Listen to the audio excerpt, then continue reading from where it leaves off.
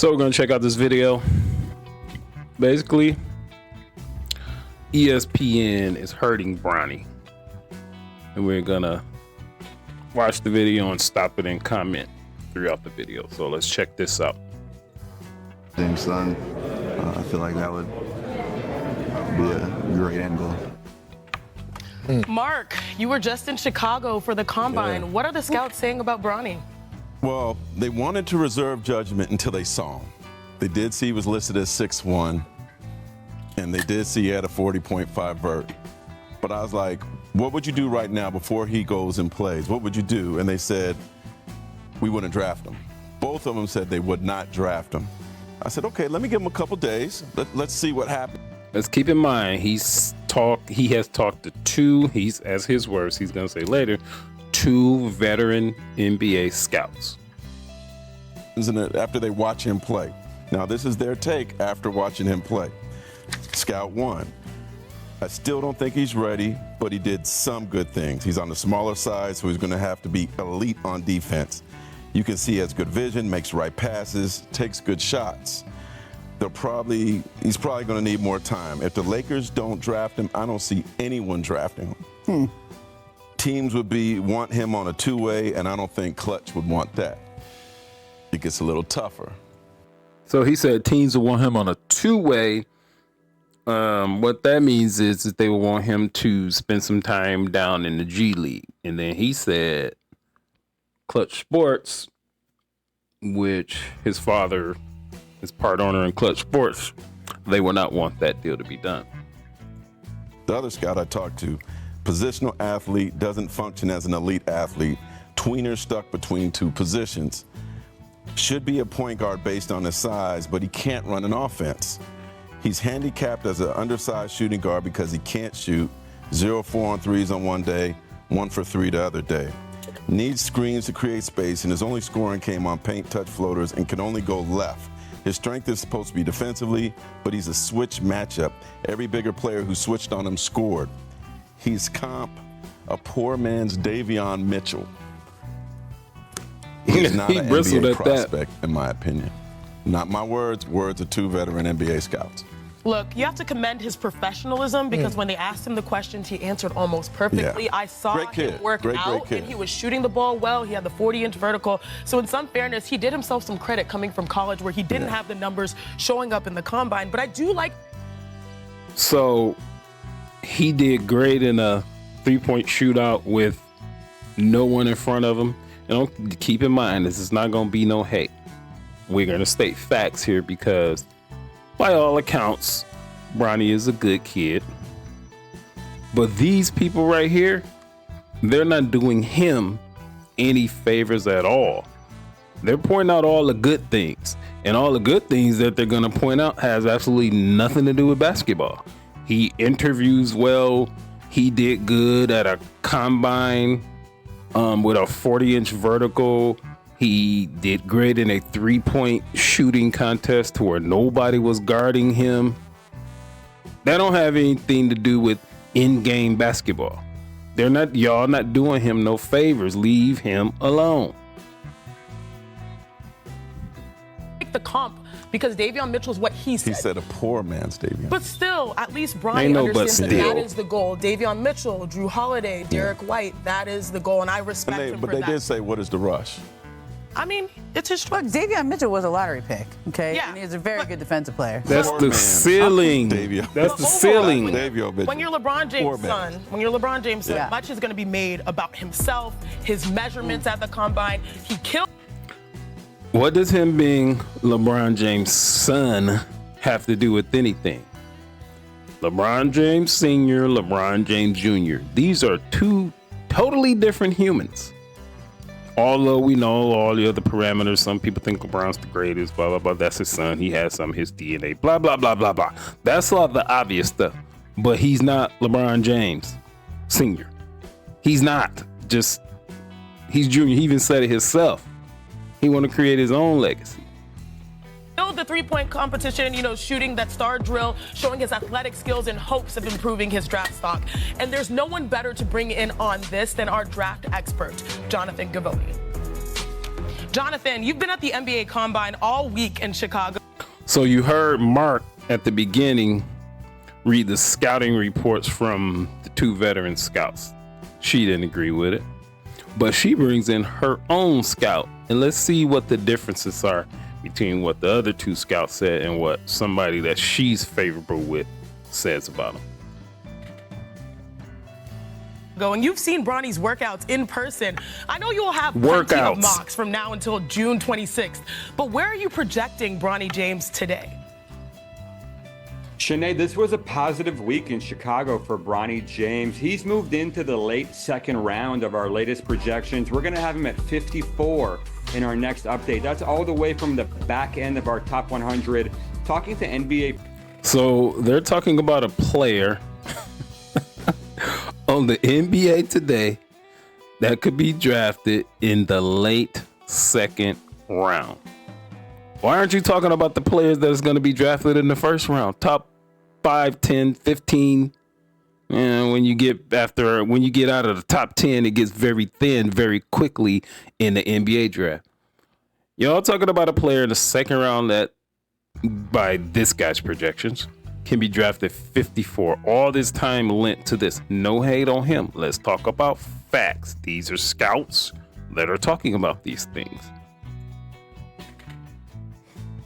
People out here, they feel like he's legitimized himself as a real NBA prospect. He's not just some kind of sideshow, LeBron's son that, the cameras are following him, which that is the case with him. But I just think that the way he shot the ball in drills, the athletic testing, his first day in the 5-on-5 was pretty bad. But yesterday played a great role helping his team to a win. He said drills, testing, first day of 5-on-5 was pretty bad. Come on, let's listen to what he's saying.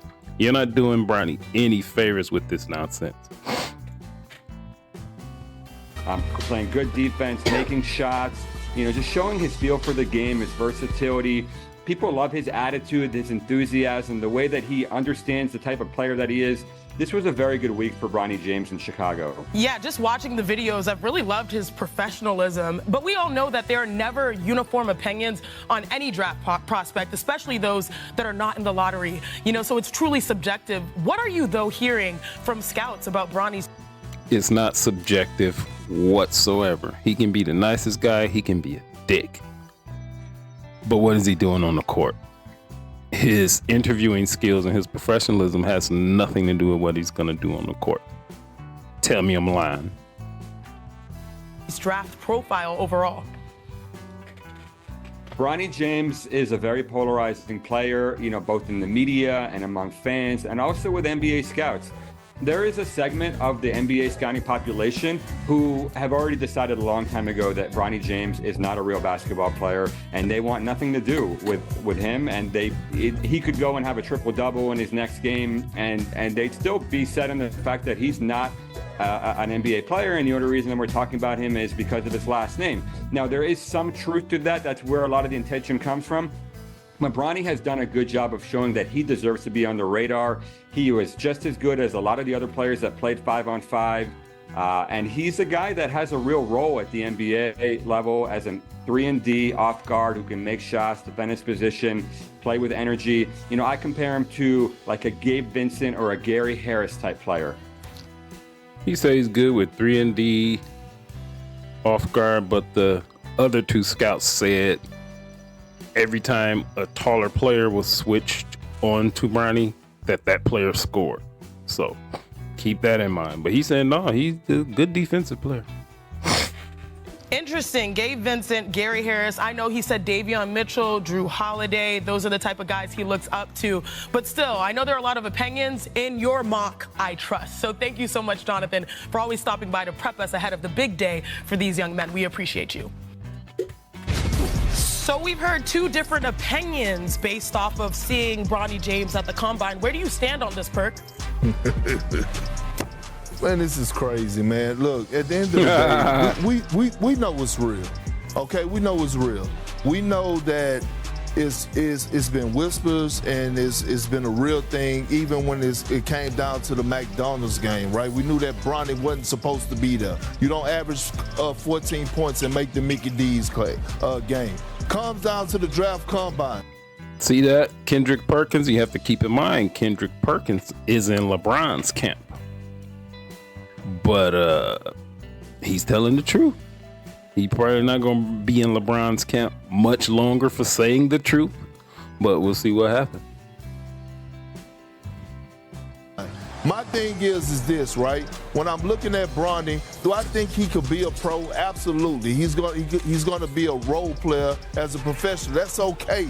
I could see his ceiling if he reaches his ceiling of being an Eric Bledsoe type player, but that's in years to come. It's going to be a development process. He's going to have to go to the right organization that's going to be willing to be patient with him. But at the end of the day, right, we're talking about Bronny, and my thing is I want him to write his own book. There you go. I didn't like when LeBron showed up to the draft combine for the simple fact that if you're trying to detach yourself from him, then you don't show up. You let him have his moment. Look, here's what I liked. I like that we finally heard from Bronny. I know you did like the first interview with Bronny a couple of years ago at the combine up there, or the Hoop Summit up in Portland. But we have not heard that much from him in his own voice, in his own words. I actually like that he said, that's my dad's dream to play together. Like, I like that he addressed that he knows. Why does that make a difference on what he can do on the court? This is women. She liked that he spoke and he said his own whatever he said. Does that translate into making threes at better than 2 for 9 in a NBA combine scrimmage? Does that translate? I just want to know, because that's what happened. Where he stands, because until this, we've kind of just seen him post on Instagram. Like, we've seen highlight videos, but he has not spoken for himself all that much. And so I think that's a good sign. I think what I'm hearing, look, he's not a Nepo baby, okay? That's what you're. He's a grown-ass man. You give him credit for speaking for himself. Is that how low the bar is? Or y'all still trying to buy into y'all narrative? That's what it sounds like to me. Basically saying, like, he's a legitimate NBA player. Now, no, he's not. Is he a starter? Is he an all-star? Not at this point in his development. Can he get a two-way contract someplace? Is that the best path for him? I don't know. I mean, and I think that's where the fact they had a coaching change at USC, that he's in the draft, that he kind of lost some of his offseason and this season because. Well, everything she's saying is true. None but excuses. Nobody cares. Make the shot.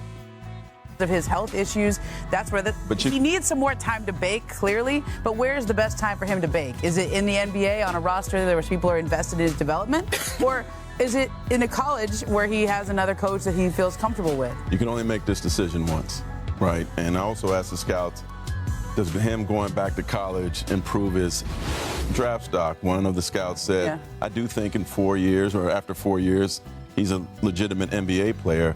The other one said, no, I just see him as an old senior. Hey, look, let me say this. We have to stop. We have to stop. As the media and everybody else shining the light on Bronny, because it's other players that are that deserve our attention, right? Tell him, Perk. I don't usually agree with Perkins. He can't even really talk that well, but he is so right. Y'all gotta stop. Y'all hurting Bronny.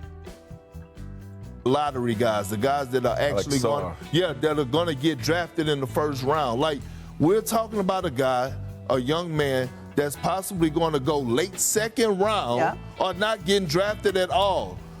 I've never, in my 4 years of working here, I've never sat on the table where we're talking about a second round pick. But this is LeBron James' son, and that is a legitimate storyline. One of the greatest of all times has a son trying to play in the NBA at the same time. And you have to give Bronny credit for actually trying to say the right thing. Yeah. I feel like Perk right now.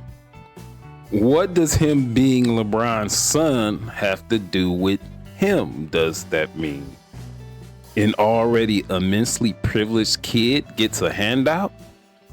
Y'all not doing him any favors.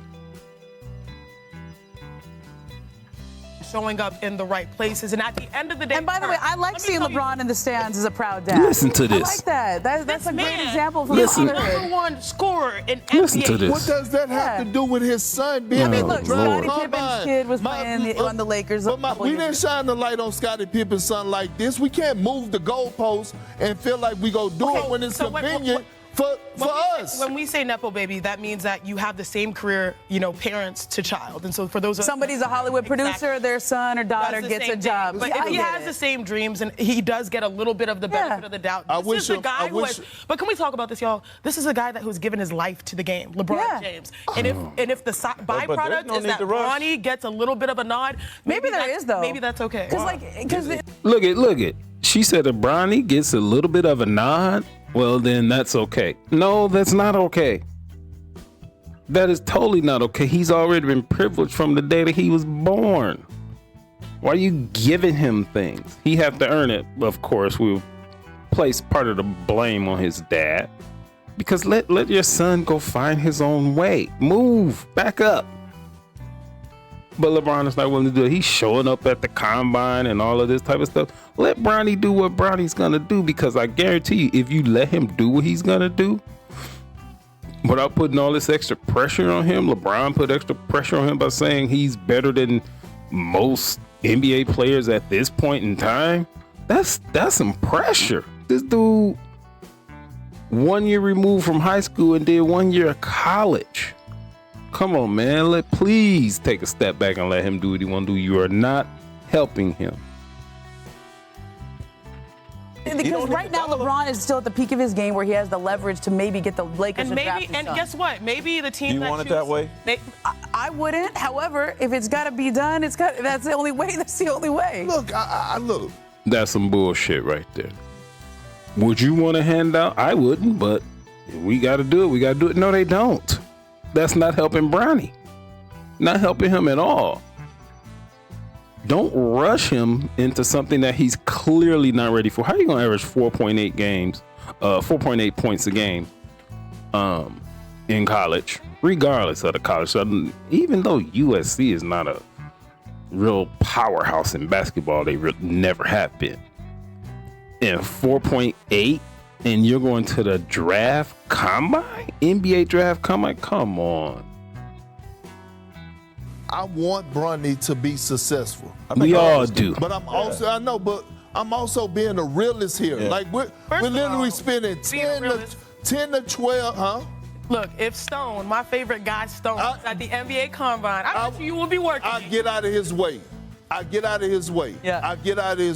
See, here's the thing, right? Again, we're talking about a young man who's projected to go late second round, early first round. Like, I get it, man, but it's like, damn. But if we're going to fault the media for talking about it, fault the teams that actually might make the decision. And I do think there's more teams than Lakers that would take maybe him. not necessarily for his talents right now. See, they said, she said, if y'all gonna fault the media, fault the teams. Okay. At the very beginning, both scouts said, if the Lakers don't draft him, nobody's gonna draft him. So what teams, plural, this is what she said, is gonna draft him? Nobody. Again, nothing against Bronny.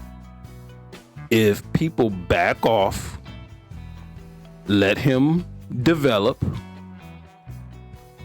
get some court time on a consistent basis, because if he goes to the NBA, he's not going to get any court time. But if he goes to the Lakers, which is reportedly the only team that would draft him, LeBron Sr. is going to want him to play. And it's going to be very sparingly. But the Lakers are rumored to have J.J. Redick as their coach. J.J. Redick is a product of LeBron. All the way around, unless he can go back to college. I don't think he can. So unless he goes back to college, there's no good outcomes at this point.